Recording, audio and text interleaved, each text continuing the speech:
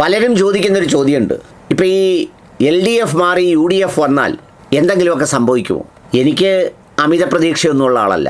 ഒരു സംസ്ഥാനത്തിൻ്റെ സാമ്പത്തിക പശ്ചാത്തലം, ബാക്കിയുള്ള ചുറ്റുപാടുകൾ, കാഴ്ചപ്പാടുകളുടെ കാര്യങ്ങൾ, ആ സംസ്ഥാനത്തിൻ്റെ ജനങ്ങളുടെ അധ്വാനശേഷി, അതിനോടുള്ള താല്പര്യം, തൊഴിലെടുക്കാനുള്ള സംസ്കാരം, ഇതുപോലെ ഒരുപാട് ബ്രോഡ് ഘടകങ്ങളുണ്ട് അതിനുള്ളിലുണ്ടാവുക. പിന്നെ കുറച്ച് ആനുകൂല്യങ്ങൾ, വർധനവുകൾ ഒക്കെ പ്രഖ്യാപിക്കാം. ഇപ്പം തന്നെ തുടങ്ങിയപ്പോൾ ചില വർധനവുകളൊക്കെ പ്രഖ്യാപിച്ചു, ആശാ വർക്കർമാർക്കും അതുപോലെ തന്നെ അംഗൻവാടി വർക്കർമാർക്കും ഒക്കെ.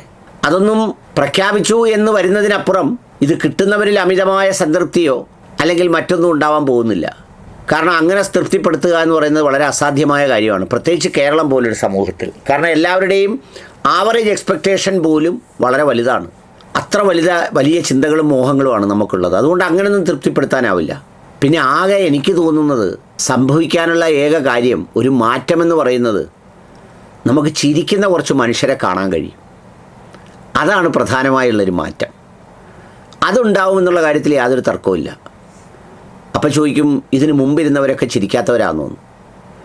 അതായത് ഈ കോൺഗ്രസ് മന്ത്രിമാർക്കും അല്ലെ MLA മാർക്കും ഒക്കെയുള്ളൊരു പ്രത്യേകത, കാര്യം നടക്കുകയോ നടക്കാതിരിക്കുകയൊക്കെ ചെയ്താലും ഈ അവിടെ എത്തുന്നവരോട് സാമാന്യേന മാന്യമായി പെരുമാറുകയും ഒരു കുശലം ചോദിക്കുകയും ഒരു വർത്തമാനം പറയുകയും അവരോടൊരു തമാശ പറയുകയും അല്ലെങ്കിൽ ഇന്ന് കണ്ട ഭാവത്തിൽ ഇനി അറിഞ്ഞുകൂടാമെങ്കിൽ പോലും പിന്നെ എനിക്ക് അറിഞ്ഞുകൂടായോ എന്നൊക്കെ ചോദിച്ചൊന്ന് സംസാരിക്കുകയൊക്കെ ചെയ്യും. ഇന്നൊരു ഉന്നതനായ കേന്ദ്രത്തിലെ ഉദ്യോഗസ്ഥൻ, വലിയ ഉന്നതനായ ഉദ്യോഗസ്ഥനാണ്, അദ്ദേഹം ഫോൺ ചെയ്തപ്പോൾ എന്നോട് പറഞ്ഞതാണ്, അദ്ദേഹത്തിനെ ഇടതുമുന്നണിയുടെ ഒരു പരിപാടിയിൽ പങ്കെടുക്കുന്നതിന് വേണ്ടി എറണാകുളത്ത് വിളിച്ചു. കോൺസ്റ്റിറ്റ്യൂഷനുമായിട്ട് ബന്ധപ്പെട്ട ഇഷ്യൂ ആണ്, ഗവർണറുമായിട്ട് റിലേറ്റ് ചെയ്തൊരു ടോപ്പിക്കാണ്. അദ്ദേഹം അവിടെ ഉദ്ഘാടനം ചെയ്യാൻ വന്നു. അദ്ദേഹം പ്രഭാഷണം കഴിഞ്ഞ് വേദിയിലിരുന്നതിൻ്റെ തൊട്ടടുത്ത കസേരയിൽ CPIM-ൻ്റെ സംസ്ഥാന ജനറൽ സെക്രട്ടറി ഗോവിന്ദൻ മാഷ് വന്നിരുന്നു. 30 മിനിറ്റോളം ഇരുന്നിട്ട് ഒരക്ഷരം ഈ അടുത്തിരിക്കുന്ന ആളിനോട് സംസാരിക്കുന്നതേയില്ല. അപ്പം ഞാൻ പറഞ്ഞു, ഗോവിന്ദൻ മാഷിനോട് സാറിനോടെന്തോ ചോദിക്കാനാ? സാറിനോട് ചോദിക്കുമ്പോൾ സാറിന് ഇൻട്രസ്റ്റ് ആയിട്ടുള്ള ടോപ്പിക്ക് ചോദിക്കണ്ടേ? അപ്പോൾ പുള്ളി പറയുക, അതൊന്നും വേണ്ട, ഇപ്പോഴും അവിടെ തന്നെ ആണോ താമസം, എപ്പോൾ വന്ന്, എന്നാ തിരിച്ചു പോകുന്നത്, ഇങ്ങനെയൊക്കെയുള്ള ചില ചോദ്യങ്ങളുണ്ടല്ലോ, അതുപോലും ചോദിക്കാതെ മസിൽ പിടിച്ച് കാറ്റ് പിടിച്ച് ഇങ്ങനെ ഇരിക്കുക. ഞാൻ പലപ്പോഴുമൊക്കെ വിചാരിക്കായിരുന്നു, ഇങ്ങനെയൊക്കെ നടക്കുന്നവർ ഈ പാർട്ടി വോട്ട് കൊണ്ടും പാർട്ടി ഗ്രാമങ്ങൾ കൊണ്ടും അങ്ങ് ജയിച്ചു പോകുന്നത് എത്ര കഷ്ടമാണെന്നൊക്കെ.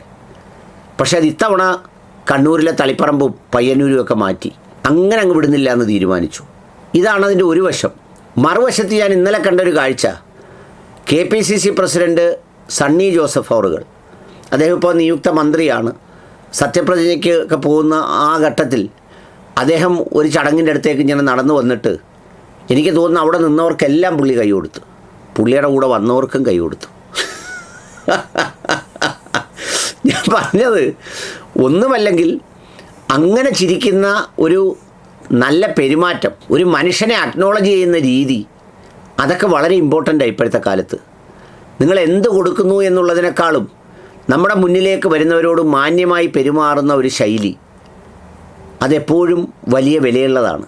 അതുകൊണ്ട് ഞാൻ ഈ ഗവൺമെൻറ് മാറിയതുകൊണ്ട് പ്രതീക്ഷിക്കുന്നൊരു കാര്യം, ചിരിക്കുകയും മിണ്ടുകയും മനുഷ്യരോട് അനുഭാവപൂർവ്വമായി നോക്കുകയും ചെയ്യുന്ന കുറച്ച് മന്ത്രിമാർ ഉണ്ടാകുന്നെങ്കിൽ, അതുപോലെ പേഴ്സണൽ സ്റ്റാഫും, അതായിരിക്കും ഒരു മാറ്റമെന്നാണ് എൻ്റെ വിശ്വാസം.